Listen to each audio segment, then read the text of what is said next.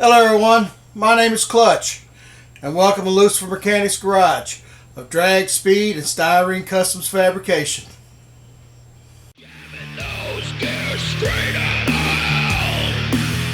The front wheels never touch the ground, destroying everything that affects, making me rich for my sins.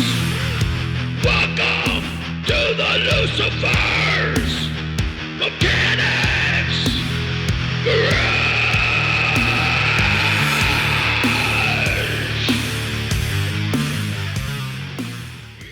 How's it going everyone? This is Clutch coming at you with another edition of Lucifer Mechanics Garage. I just wanted to give you an update today on the 62 Biscayne. I have been got a little progress done to it in the last couple weeks. Kind of ran into some problems, but we got it straightened out now. It set me back about 2 or 3 days. Mainly, I'm just going to be honest with you. If I would have done better research on getting the chassis for this car, for the 62 Biscayne, I think that I would have went with the 64 Impala chassis. The reason being is because the floor pan is separated from the frame, and one of the reason is right here. I'll show you. Is on these Impala bodies or chassis and Biscaynes and so forth. Right in here, okay, on this cross member for the motor cross member, you know, on the original cars, what they do is they come up and then they go across and then they come in and then they go and do, you know, they go across and then drop down and come in here. The reason they do that is because so this way that this lower A-frame drops down, you know. Now, when I first originally put that together, what happened is I had the blocks too far down, okay, because I was just basically going off of this one piece here. Because what I've done here is I've cut this piece apart and added this part right here to the frame, and then, you know, I cut the A-frames, the lower A-frames apart, and then, you know, cut all that out, and then I added to the inside here where it bolts, where the bolt goes through for the shaft that pivots it, you know. So I had to add to it a little bit. But after doing tons of research, and it just kind of slipped over my head because I have you know, about 50 pictures of the chassis to help me do this.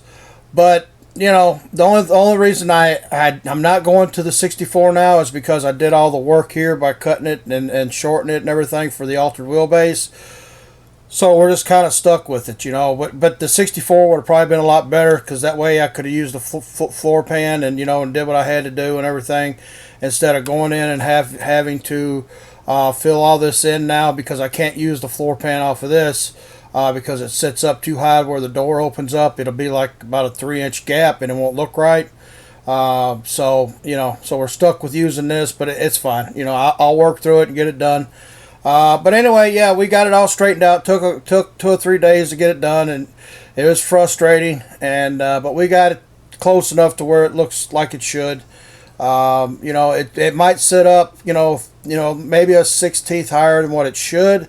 But on the original one, you know, on this piece right here, it does sit exactly where it sits now. It's like, you know, this part right here sits even with the motor mount at the bottom here, flush like. So it's in the right spot. So I mean, and by you know, it is right by the casting. But you know, but it's nothing that's going to interfere with anything. You know, it still looks good. You know, and plus the way I had it before, the springs on them, the springs on these cars, they sit at about a 15-degree angle in here, like this. You know, a 15-20 degree angle. Well, the way I had it, after I got the notice in it, it was sitting way out here, you know, and it just wasn't looking right. So you know, I had to switch it around and everything. But we got it straightened out now. I had to go in and redo these brackets right here, get them straightened out, make some new ones because I had to cut them out. And what I did was I left them long, so that way I could, when I got this piece right here fit and everything bolted, all I got to do is just come in here and trim these, because when I put that down in there, I got these to where it was set, so that way the upper A-frames would line up with the lower A-frames. So I left it bare, so that way I could have enough room to work with, and I just drilled the holes in there. So that way I could put the R&B motion bolts in. But I still got to go in and do some work, to the block right here. I got to, sand it down, round it off and everything, and make it look like it should. But it came out pretty nice, I think.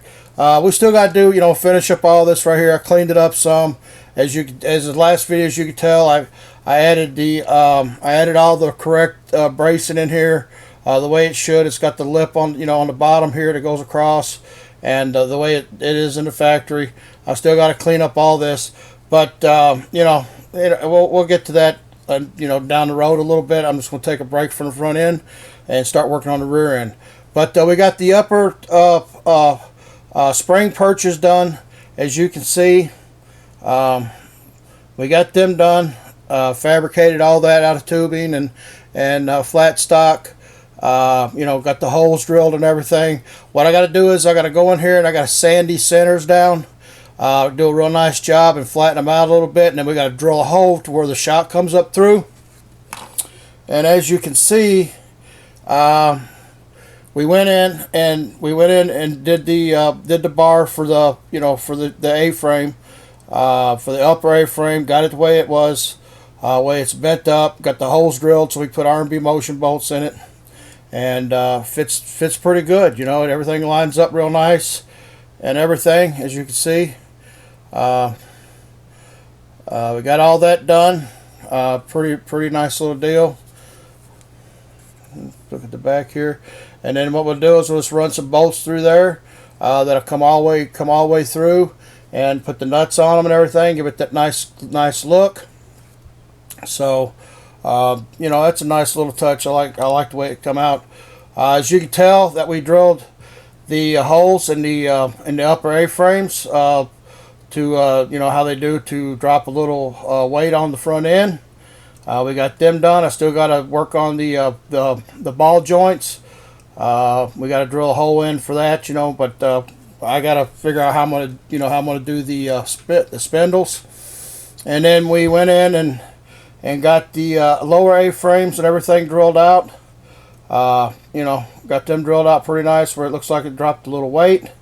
We got the spring perches drilled out, and then I added this piece in here that goes in here like that, and I still got to drill 2 holes to go in there that that the shock's going to come through, and it's got the 2 little ears on the outside of the shock that's going to bolt in through these 2 pieces here. But we're going to do that when we get the shocks done. Still got to drill out the ball joint for this one. Actually, the ball joint, what happens on this one, the spindle comes on the outside of these. It don't go on the inside like you normally see your GM cars. This one goes on the outside. So we got to figure that out when we get the spindles done also. But we got that done. And so basically what I'm going to do is I'm just going to take a break on the front end, like I said, because it got set back a couple of days. And what I'm going to do now is I'm going to work my way to the back just for a little while, to break the monotonous of it a little bit. And what we're going to do is we are going to make the brackets. Okay, right here you got these brackets that you usually see on the trailer arm cars, like all your GMs, Chevelles, Monte Carlos, Impalas, Bel Airs. It's got the trailer arms to them, but they got these brackets that come down, and they sit at like about a 35-degree angle, as you see, right in here. So what I'm going to do is I'm going to take and lay these out and cut them out of brass and get them all set, and then I'm going to make this bracket here for the drag link that's going to go across. I got to make that out of brass and everything. And that way we can attach it all to the, because I'm going to use this 9-inch that comes out of the AMT kits the 1990 AMT NASCAR kits, which I always liked. I think they're pretty detailed. Looks pretty nice. Nice little 9-inch nodular housing there. And so we're going to split this tubing in two, and then we'll put the brackets on for the trailing arms, and then we'll weld then we'll solder the other bracket on here where it goes on, you know, for the drag link.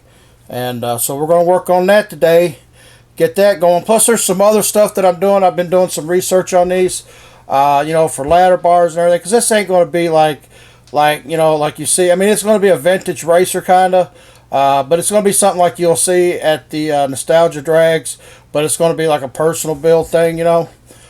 So I've seen some stuff where like you come off the top of the 9-inch, there's some brackets to come up, and there's going to be some links that's going to go in here, like a 2-piece link system that's going to mount in the top right in here to give yourself the lift that replaces like the ladder bars and stuff. And then there's going to be some brackets that's going to come off the back of here that's going to go into the back of the plate back here that I'm going to fab up. And I still got, what I got to do is I got to move these shocks back, the shock mounts back a little bit. And what I'm going to do is I'm going to go ahead and drill all this out right here and cut these off and move them back, and then just replace this with plastic, with styrene and everything. So we're going to get started on that today and see what we can get done. And hopefully in the next 2 or 3 days we'll have another update and we'll get all that going. So stay tuned, guys, and let's I got to try to get this done. I mean, if anything else, I want to get this done for the Atlanta show. So, you know, once I get that done and start working on the interior, it should go by pretty good.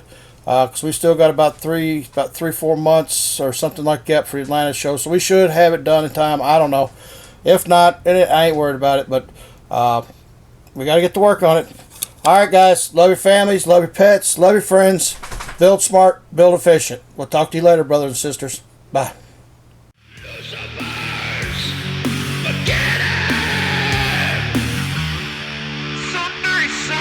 Sunday, everybody gather around the strip for once-in-a-lifetime drag. We have a very special race for you tonight, ladies and gentlemen. We have Lucifer driving his full nitro funny car Camaro, ready to shred tires in competition at hellish speeds. Lucifer will be holding grudge matches all night, gambling for souls. Don't fret, ladies and gentlemen.